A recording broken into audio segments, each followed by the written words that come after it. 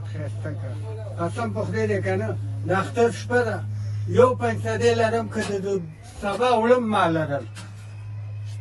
د سبا بحدا گناهگار یم مغفرت غواړم لتانا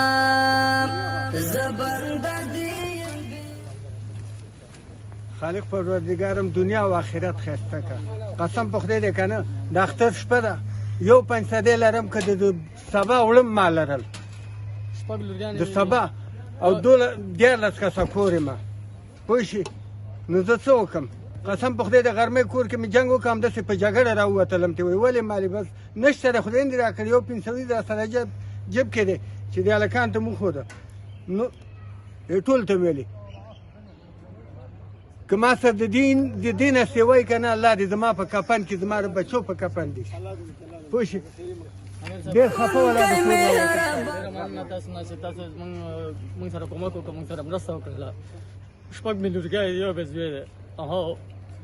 نو د یو شي کومک اوسه سره چا نه وکړی الله تعالی تاسو ته جنتونه ونصیب هر څه شوي الله نصیب کړه خدای کاروبار کې برکت واچوي درته سوال کوم سبحانا درته سوال کوم سبحانا ډېر بې حده ګناهګار یم بې حده ګناهګار یم مغفرت غواړم لتانا زه بنده دې یم ډېر بې حده ګناهګار یم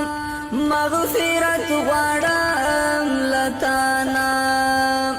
زه بنده دې یم بېواسه درته سوال کوم سبحانا درته سوال کوم سبحانا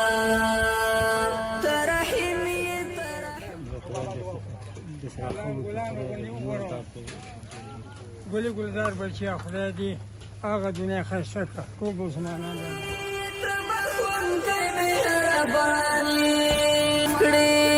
که هر څه شوي زه بنده دې یم بېواسه درته سوال کوم سبحانا درته سوال کوم سبحانا ډېر بې حده ګناهګار یم زه بنده السلام علیکم ورحمت الله وبرکاتو سبا د اختر ورځ او زموږ ناچاره ولس په کور کې اوړه نشته په کور کې سودا نشته صدقة الفطر په هر مؤمن مسلمان باندې فرض دی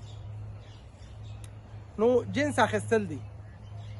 زیاتو ورونو زیاتو خویندو صدقة الفطر د عطا فاونډیشن سره کړو دا مې بهتره وګڼله په هر مؤمن مسلمان باندې 2.5 کیلو فرض دي اوړه مو بهتره وګڼله چې په کور کې ټولو ترې استفاده کوی شي بیا هم وایم الله تعالی دې دغه مریضیې دغه بدبختي نوره ختمه کړي او الله تعالی دې زموږ او ستاسو په مسلمانانو باندې خاص رحم وکړي سبا د کوچني اختر لومړۍ ورځ ده او کوچنی اختر مبارک شه عیدتان مبارک دا وه د نن ورځې خپرونه د صدقة الفطر توضیح وړه تر بلې خپرونې ستاسو په درانه خدمت کې حاضرېږم ښه وخت بې حده ګناهګار یم مغفرت غواړم لتانا